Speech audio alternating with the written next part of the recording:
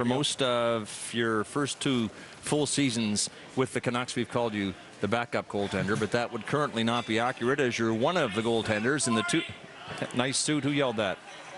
I don't know, somebody's jealous of it, I think. They should be. Look at you, right? One you of the Canucks rocking that right now. One of the Canucks who could use some fashion advice, clearly. Obviously. Anyway, you're one of the 2 goaltenders Alain Vigneault has been using in the 2-man system that he's had going since mid-February, really. So that sounds a lot better than backup, doesn't it? Yeah, I think, well, you know, as a backup, whenever you're playing, you're the starting goalie. So I've always viewed it that when it's my turn to play, I'm a starting goalie. And, you know, Roberto went on a great run there from December through January and February. So I didn't get as many games as I would have liked. But, you know, I think we're sort of splitting him a little bit more evenly down the stretch here to make sure he's good to go for the playoffs. Okay, but just so we're clear, you continue to defer to Roberto Luongo, and you have no reasonable expectation that you're going to be the starting goaltender in the Canucks postseason. Is that right? Yeah, barring an injury or some unforeseen disaster, I think we all feel that Lou's going to be the guy to start us off in the playoffs, and we all have a lot of faith in him. He got us to Game 7 of the Stanley Cup Finals last year, and that's not to say that I won't be prepared to be ready to maybe go in at any time, but I think we're all real comfortable with him starting things off. Yeah, it's pretty clear there's absolutely nothing we can say to you to draw you into a goaltender. Good try, though.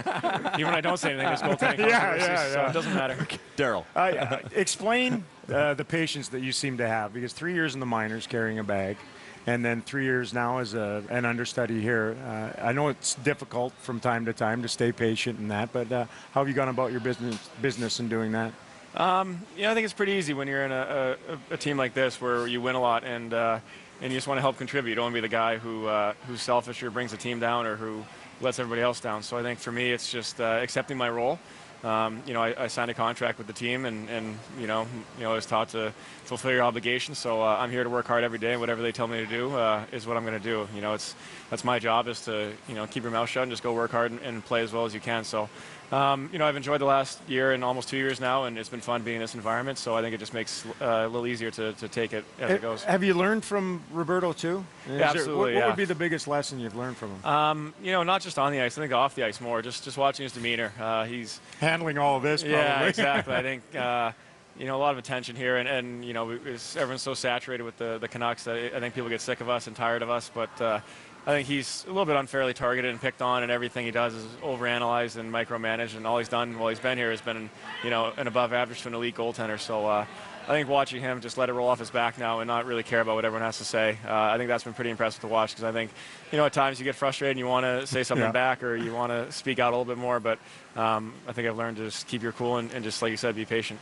You've just nailed it, Cory, because I think the pattern here has been crystal clear for a couple of years. It's when the Canucks win with Luongo, they're supposed to, and when they lose, it's his fault. So here's a tweet from Pass It to Boulis, our friends at Pass It to Boulis. After seeing how Vancouver treats Roberto Luongo, would you even want to be #1 here? Be honest. Well, that's the question. You always want to be a #1 anywhere. I think that'd be a great opportunity, and this is a city that I've come to know really well. I've made a lot of good friends here on the team and in the city who aren't involved with the team. So it feels like a second home to me, being on the West Coast. And you know, like I said, opportunities to win don't come along very often, and this organization clearly is dedicated to winning at all costs. So I don't think you can overlook that very easily, and I think you have to make sure that's one of your priorities. You know, in the last 2 days, I've talked to a lot of your teammates, and I've said to them, tell me something about Cory Schneider that makes him different. And the general response has been, he's airtight, pretty normal. He's just like a normal player, and it doesn't have any of those idiosyncrasies that you know, define some goaltenders. Do you admit to having any? Yeah, I got my own little goalie quirks, but I would choose to define that as a routine and not as a superstition. Very good. Well on put. that topic, well yeah, very good.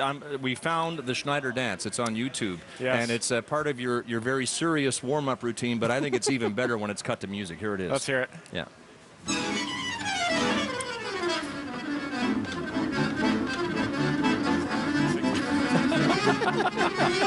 Can you give me some hip-hop or some techno or something? Flight of the Bumblebee, not your favorite? No, right? Well, who's responsible for that music? Wasn't me. When you speed it up, too, it makes it look worse. Yeah. Anyway, but that is part, the music aside. Yeah. That's not what's going on in your head at the time, right? Yeah. No. That is part of your warm-up routine. It is. You know, I think I've learned is the mental aspect of the game is so important, and to be good every single night is extremely difficult. So, you know, I just do things that allow me to be as mentally sharp as I can, and And it's just something I've developed just to make sure that I come in and I'm, because sometimes I haven't played for a week or two, and I don't have the luxury of just riding a routine or a rhythm, and I have to find it sometimes. And I think that's kind of stuff just helps me. How much, or in what area in particular, has your game changed, do you think, over the last few years? I think just the experience. I think, I did spend 3 years in the minors, but that last year was great, playing 60 games, and then kind of being brought along slowly here. And I think just seeing What's Rolly done, though?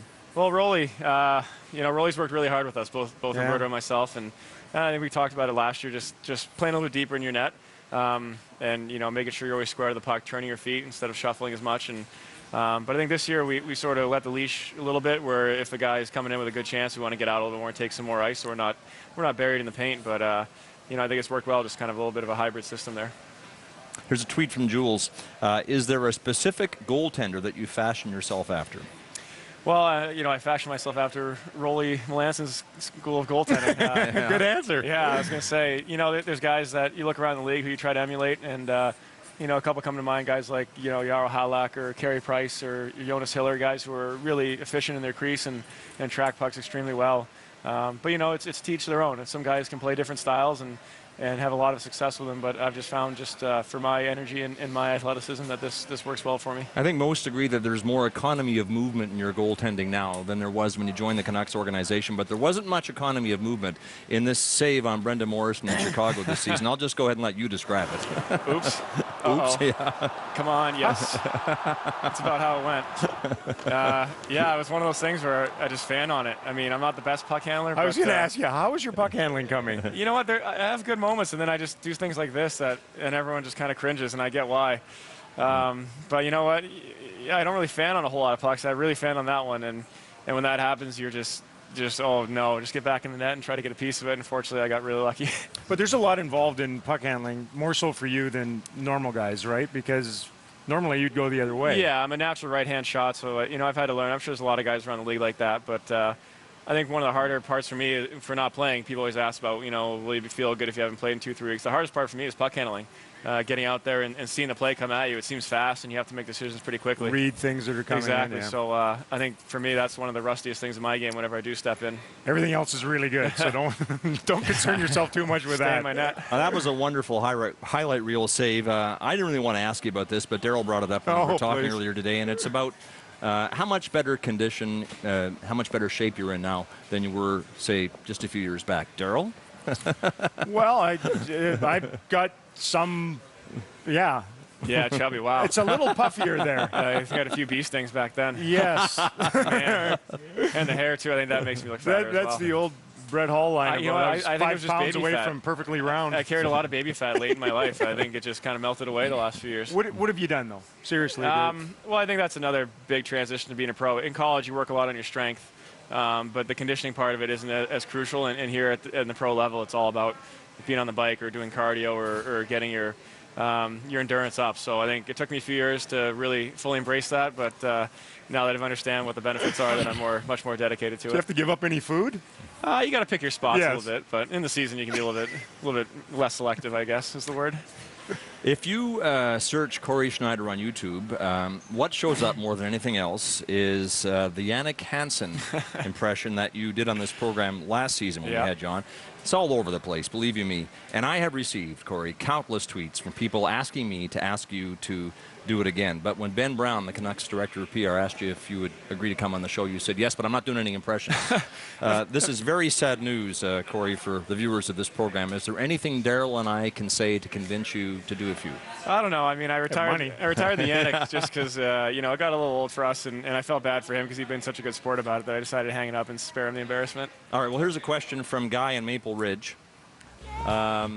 Canuck fans have spoken. Could you please do your Jannik Hansen impression for us? But you don't have to because it's on YouTube and people can go there and see it. But I will ask you if you could just give us a few seconds of Alain Vigneault, the head coach of the Vancouver Canucks. Did he give his blessing? Yes, he did.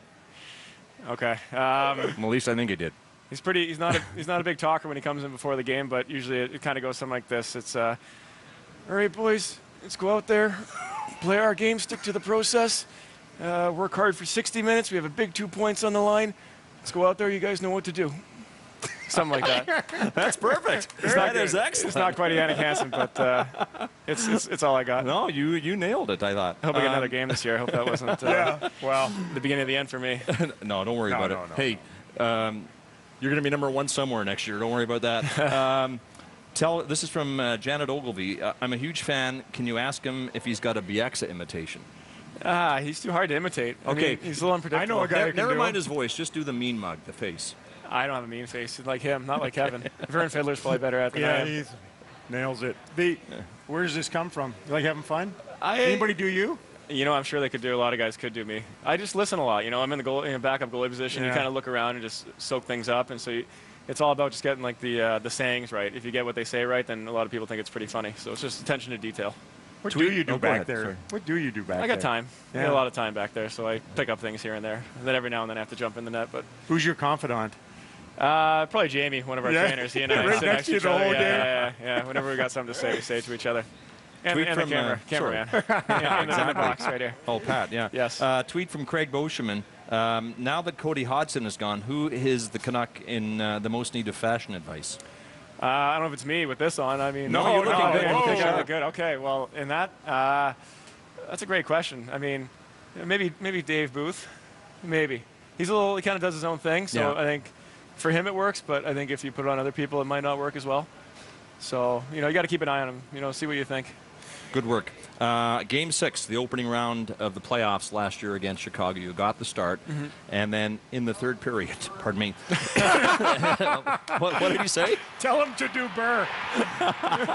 Elaine Mignot just went by and said, let's go back to the start of this. Okay. Elaine Mignot Yeah, just... this is not as funny as that was. Yeah, No, Elaine this is not Mignot very said, funny. walked by and said, tell him to do Burrows. Okay, we're going to re-rack this and show it again. Frolik, penalty shot.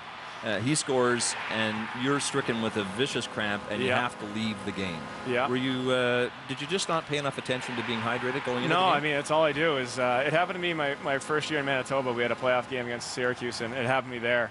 And we thought we had it under control. I mean, the next 3 or so years, I never had really an issue with it. I mean, you get a little bit every now and then, but nothing like this. And it was a hot building. They, a lot of action. They had a 5-on-3 for almost 2 minutes, and sometimes your nerves just, they kind of make you tighter than you think. You feel good, but I think your body underneath is just you can feel them coming too. Towards the end of the second period, I could sort of feel a little bit of tightening, and gave Lou a heads up. I don't know if that was worth anything, but it was just tough to come out like that, and put him in a tough spot. What have you done differently then to make sure that it doesn't happen again? We've tried a whole bunch of things, just a lot of minerals, during the week, not just before starts. Right. Just trying to stay on top of that. It's probably too late once you're at that Exactly. point, So I think right? preload on vitamins and minerals, and obviously the fluids are huge. But I always drink a ton of fluids. Guys are always. I got 6 bottles in my stall every game, and sometimes it's still not enough. So we're still working on it. We seem to have it pretty good so far this year, but sometimes it's just experience and learning from the past mistakes. Scott and I are going to rehydrate after tonight's game as well. Yeah, I we think do you it should. post. We do it post game. It's sweaty under these lights. Yes, I it can see is. it. Yes, Listen, it I is. guess it remains for us to ask you if you. And you're probably not going to do it, but will you do Burrows? I can talk a little bit like Burr. I think playing with Anki is one of the best players in the world, and I just go to the net and put my stick on the ice, and it makes it a real easy game for me. Oh, man, get you're your own killing us show. tonight. You are killing us tonight. All right. Here's a piece of videotape that we used when we had Kevin BX on this program, I guess about a month ago. You were wired up for Canuck TV in the deciding game of the conference final against San Jose, and he scores a double OT winner, I kept and getting you the have mic. absolutely no idea what happened. And from that point of view, it's interesting. Here it is. I got the mic all playoffs because nobody wanted it.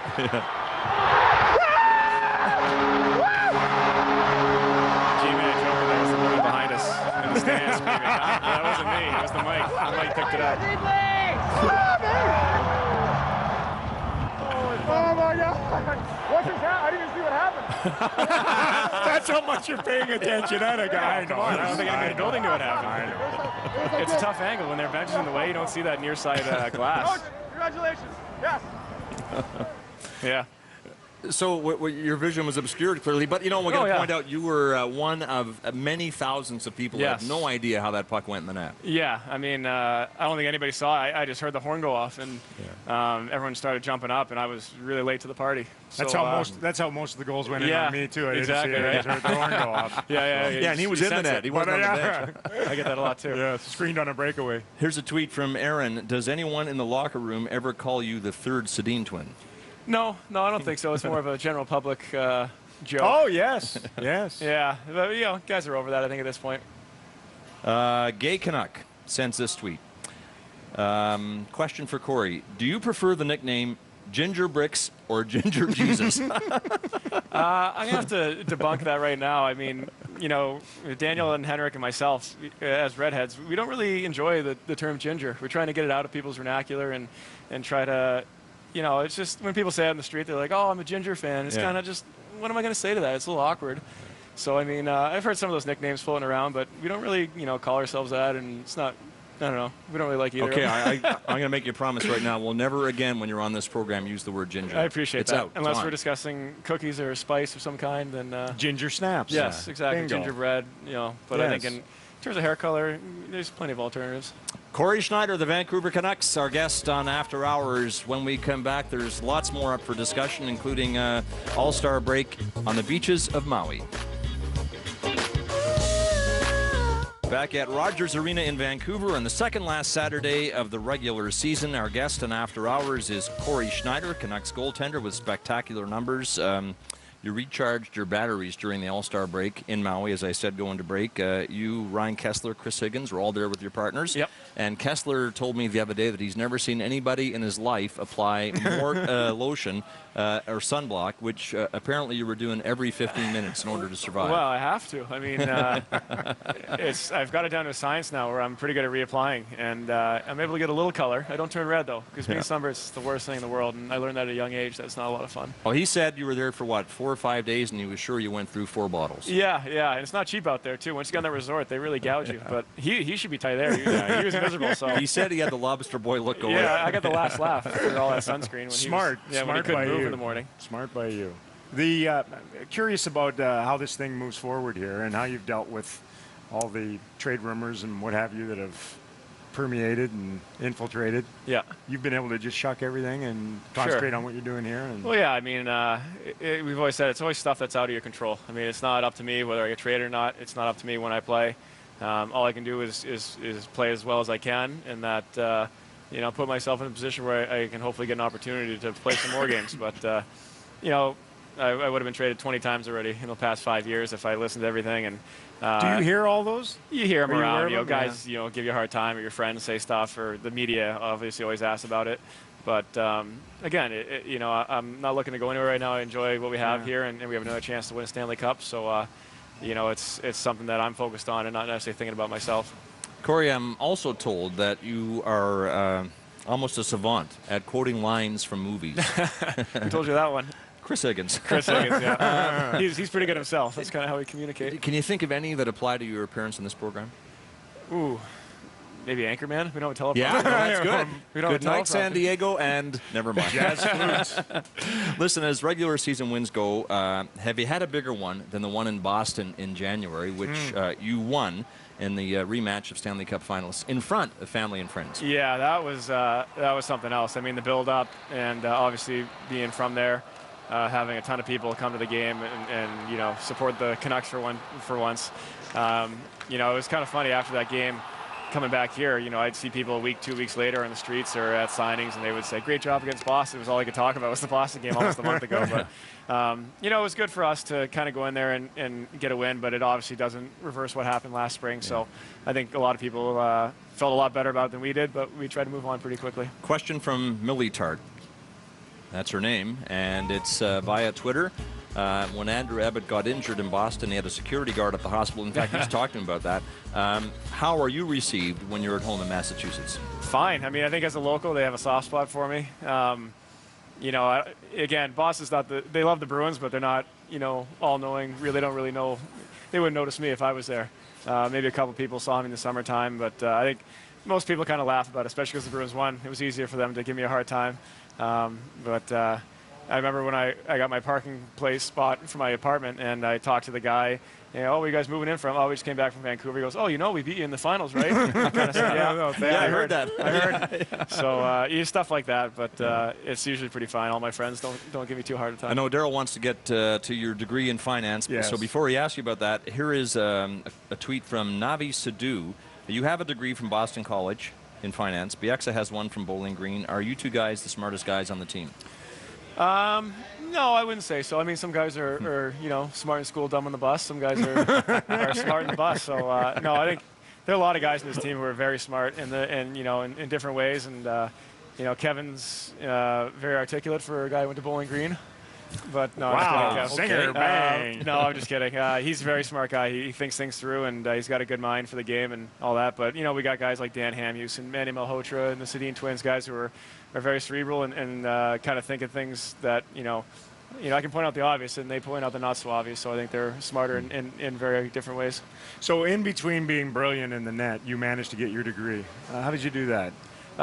It was pretty easy going home because I always spent the summers in Boston. So going to Boston College to continue my classes, and when I left school, I put myself in a position where I would have the fewest classes I needed to try to graduate.